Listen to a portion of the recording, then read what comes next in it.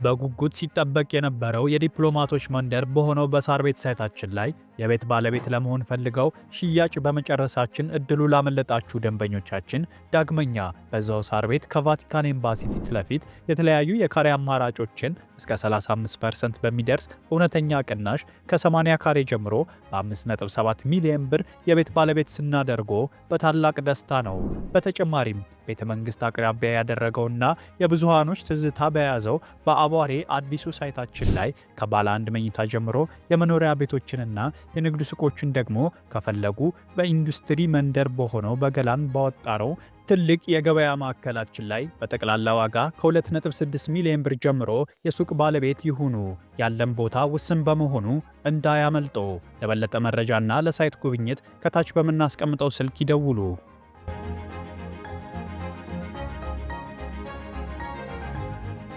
እነሆ ሰላምና ጸጥታው ተረጋግቶ ምዕመናን ወደ ቅድስቲቱ ኢየሩሳሌም በደስታና በገፍ እየተጓዙ ነው። ለእርሶም ሰዓቱ አሁን ነው። የ15 ዓመታት የካበተ የአስጎብኝነት ልምድ ያለው አፍሮ ሆሊላንድ የጌታችንን ልደት በተወለደባት በቤተልሔም አብረንና ክብር ይሎታል። በቆይታችን በተለያዩ ቅዱሳን መካናት ተራ በተራ ቆይታ ማድረግ ብቻ ሳይሆን በዮርዳኖስ እንጠመቃለን፣ ጎሎጎታን እንሳለማለን። ሌላም የጉብኝት ስፍራዎቻችን በሙሉ ፍጹም ሰላም በመሆናቸው እርሶም ወዳጅ ዘመዶችዎን ጋብዙና ተመረቁ። በተለያዩ ዓለማት የምትኖሩ ኢትዮጵያውያን በሙሉ ከዘመዶቻችሁ ጋር እዛው ቅድስት ኢየሩሳሌም ውስጥ የማይረሳ ቀጠሮ ያድርጉ። አድራሻ ቦሌ መድኃኔዓለም ሞርኒንግ ስታር ሞል ሁለተኛ ፎቅ፣ ስልክ ቁጥር 0988 181818። ከውጭ አገር ለምትደውሉ በዋትሳፕ 0930 011998። ጌታችን ኢየሱስ ክርስቶስ የተመላለሰባትን ከተማ እንደመርገጥ ምንኛ በረከት ይኖራልን! አፍሮ ሆሊላንድ አስጎብኝና የጉዞ ወኪል።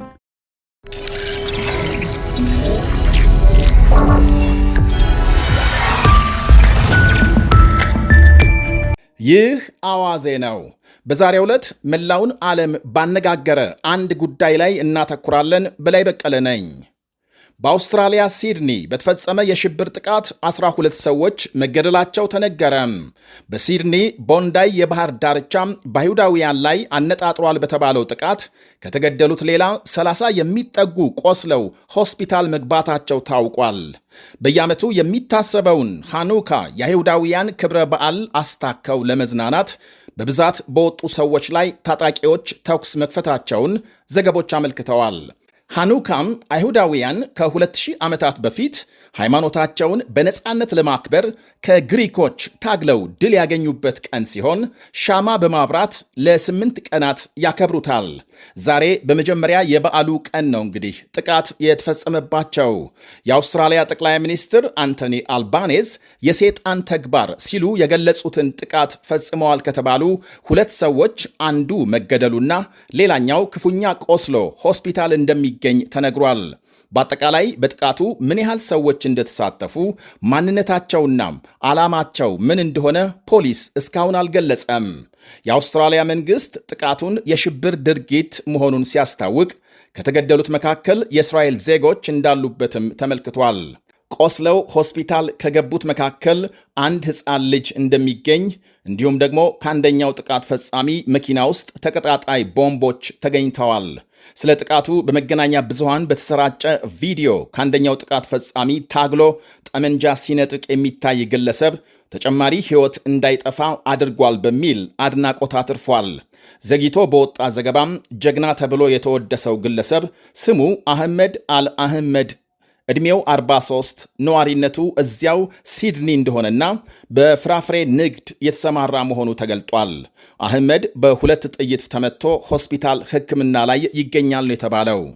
የበጋው ማብቂያ በመሆኑ በሺዎች የሚቆጠሩ ሰዎች ለመዝናናት ወደ ባህር ዳርቻም የጎረፉበት ቀን ነው ዛሬ እሁድ። በዚያ ላይ አይሁዳውያን ማህበረሰብ ድርብ ክብረ በዓላቸው ደስታና ፈንጠዝያው ብዙም ሳይቆይ ታዲያም ወደ ለቅሶና ሐዘን ተለወጠም ብላለች ካተሪን ማርቻንት የተባለች የአካባቢው ነዋሪ ለሀገሪቱ ቴሌቪዥን በሰጠችው አስተያየት። ድንገት ከተሰማ የተኩስ ሩምታ ለማምለጥ ሰዎች በየአቅጣጫው ሲሮጡ በጥይት ተመተው ሲወድቁ ማየት እጅግ አስደንጋጭ እንደነበር፣ የተለያዩ ሀገሮች ጥቃቱን እያወገዙ ሲሆን የእስራኤል ፕሬዝዳንት ይስሐቅ ሄርዞግ እጅግ የጭካኔ ተግባር በማለት ሲያወግዙ፣ የብሪታንያ ጠቅላይ ሚኒስትር ኪር ስታርመር ሀገራቸው ከአውስትራሊያና ከአይሁዳውያን ማኅበረሰብ ጎን ትቆማለች ብለዋል። ከሞቱት መካከል የ41 ዓመት ዕድሜ ያለውና የ5 ልጆች አባት የብሪታንያ ተወላጅ የአይሁድ ሃይማኖት መምህር እንደሚገኝበት። አሜሪካም ጥቃቱን በጽኑ አውግዛለች። በአይሁዳውያን ላይ የሚፈጸም የጥላቻ ድርጊት በዓለማችን ምንም አይነት ቦታም የለውም ብለዋል የአሜሪካ ውጭ ጉዳይ ሚኒስትር ማርኮ ሩቢዮ። ለሟች ቤተሰቦች፣ ለአይሁዳውያን ማኅበረሰብና ለመላው የአውስትራሊያ ሕዝብ በጥቃቱ የተሰማቸውን ሐዘን ገልጸዋል።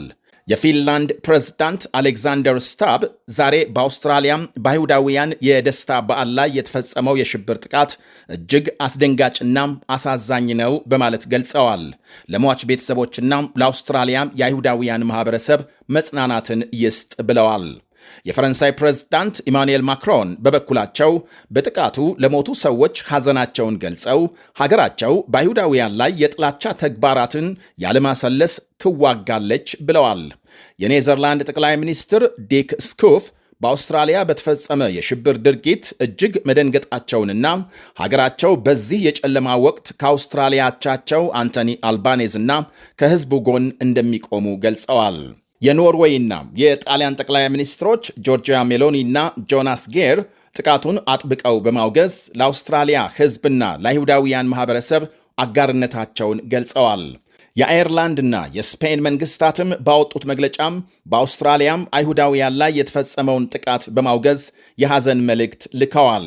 የኳታር ውጭ ጉዳይ ሚኒስቴር ምንም አይነት ዓላማ ይኑረው የኳታር መንግስት ብጥብጥ፣ ሽብርና የወንጀል ድርጊቶችን ሁሌም ያወግዛል ሲል ገልጧል። የኢራን መንግስትም ጥቃቱን በማውገዝ መግለጫ አውጥቷል። በሰው ልጅ ላይ የሚፈጸም ሽብርና ግድያ ተቀባይነት የሌለው የሚወገዝ ተግባር ነው ብሏል የኢራን ውጭ ጉዳይ ሚኒስቴር ቃል አቀባይ። ይህንኑ የአውስትራሊያን ጥቃት ተከትሎ በአውሮፓም ከአይሁዳውያን በዓል ጋር ተያይዞ ጥበቃ መጠናከሩ ይነገራል። በለንደን ሃኑካን ለማክበር ከሚደረግ እንቅስቃሴ ጋር ስጋት እንዳይፈጠር ከፍተኛ የጸጥታ ጥበቃም እየተካሄደ ሲሆን፣ በሌሎች የአውሮፓ ሀገሮች ተመሳሳይ እርምጃ ተወስዷል። በአይሁዳውያን ላይ ተደጋጋሚ ጥቃት በሚፈጸምባት ጀርመን አይሁዳውያን በብዛት በሚኖሩባቸው ከተሞች በሺዎች የሚቆጠሩ ፖሊሶች መሰማራታቸው ተነግሯል። ከፈረንጆቹ ገና ጋር ተያይዞ ገበያ የሚወጡ ሸማቾችን በመኪና ገጭቶ ጥቃት ለማድረስ አቅደዋል የተባሉ 5 ተጠርጣሪዎች መያዙን የጀርመን ፖሊስ ቀደም ሲል መግለጹ ይታወሳል። 3 የሞሮኮ፣ ቀሪዎቹ 2 የግብፅና የሶሪያ ዜጎች መሆናቸውን ተጠርጣሪዎቹ ባቫሪያን በተባለ የጀርመን ግዛት በአንድ የገበያ ስፍራ በመኪና ገጭቶ የማምለጥ ጥቃት የማድረስ ዕቅድ ነበራቸው ብሏል ፖሊስ። የ56 ዓመቱ ግብፃዊ ተጠርጣሪ የመኪና ጥቃቱን ሐሳብ በመጠንሰስ ሞሮኮዎቹ ሐሳቡን ተቀብለው ለመፈጸም በመስማማት እንዲሁም የሶሪያው ተጠርጣሪ ወንጀሉን በማበረታታት መከሰሳቸው ታውቋል። ከዚሁ ከገና በዓል ጋር ተያይዞ በመላው ጀርመን የጸጥታ ጥበቃ መጠናከሩ ሲነገር ባለፈው ዓመት በዓል በተፈጸመ ተመሳሳይ ጥቃት 6 ሰዎች መገደላቸው ይታወሳል።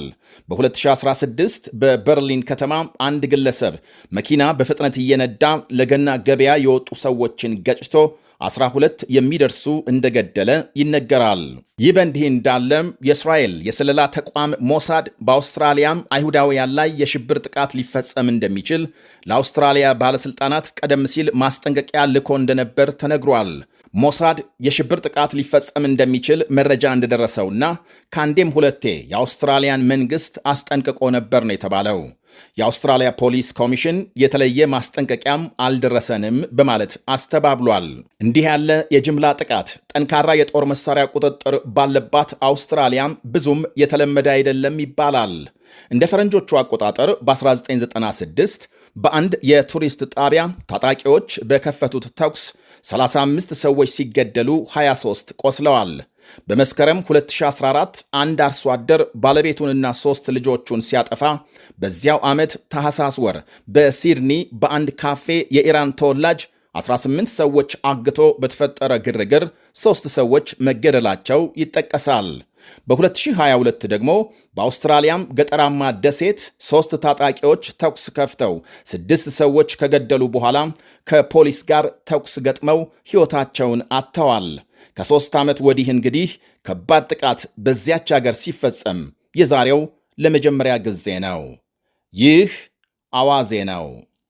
እነሆ ሰላምና ጸጥታው ተረጋግቶ ምዕመናን ወደ ቅድስቲቱ ኢየሩሳሌም በደስታና በገፍ እየተጓዙ ነው። ለእርሶም ሰዓቱ አሁን ነው። የ15 ዓመታት የካበተ የአስጎብኝነት ልምድ ያለው አፍሮ ሆሊላንድ የጌታችንን ልደት በተወለደባት በቤተልሔም አብረንና ክብር ይሎታል። በቆይታችን በተለያዩ ቅዱሳን መካናት ተራ በተራ ቆይታ ማድረግ ብቻ ሳይሆን በዮርዳኖስ እንጠመቃለን፣ ጎሎጎታን እንሳልማለን። ሌላም የጉብኝት ስፍራዎቻችን በሙሉ ፍጹም ሰላም በመሆናቸው እርሶም ወዳጅ ዘመዶችዎን ጋብዙና ተመረቁ። በተለያዩ ዓለማት የምትኖሩ ኢትዮጵያውያን በሙሉ ከዘመዶቻችሁ ጋር እዛው ቅድስት ኢየሩሳሌም ውስጥ የማይረሳ ቀጠሮ ያድርጉ። አድራሻ ቦሌ መድኃኔዓለም ሞርኒንግ ስታር ሞል ሁለተኛ ፎቅ፣ ስልክ ቁጥር 0988 18 18 18። ከውጭ አገር ለምትደውሉ በዋትሳፕ 0930 01 1998። ጌታችን ኢየሱስ ክርስቶስ የተመላለሰባትን ከተማ እንደ መርገጥ ምንኛ በረከት ይኖራልን! አፍሮ ሆሊላንድ አስጎብኝና የጉዞ ወኪል። በጉጉት ሲጠበቅ የነበረው የዲፕሎማቶች መንደር በሆነው በሳር ቤት ሳይታችን ላይ የቤት ባለቤት ለመሆን ፈልገው ሽያጭ በመጨረሳችን እድሉ ላመለጣችሁ ደንበኞቻችን ዳግመኛ በዛው ሳር ቤት ከቫቲካን ኤምባሲ ፊት ለፊት የተለያዩ የካሬ አማራጮችን እስከ 35% በሚደርስ እውነተኛ ቅናሽ ከ80 ካሬ ጀምሮ በ5.7 ሚሊዮን ብር የቤት ባለቤት ስናደርጎ በታላቅ ደስታ ነው። በተጨማሪም ቤተ መንግስት አቅራቢያ ያደረገውና የብዙሃኖች ትዝታ በያዘው በአቧሬ አዲሱ ሳይታችን ላይ ከባለ 1 መኝታ ጀምሮ የመኖሪያ ቤቶችንና የንግድ ሱቆችን ደግሞ ከፈለጉ በኢንዱስትሪ መንደር በሆነው በገላን ባወጣረው ትልቅ የገበያ ማዕከላችን ላይ በጠቅላላ ዋጋ ከ2.6 ሚሊዮን ብር ጀምሮ የሱቅ ባለቤት ይሁኑ። ያለን ቦታ ውስን በመሆኑ እንዳያመልጦ።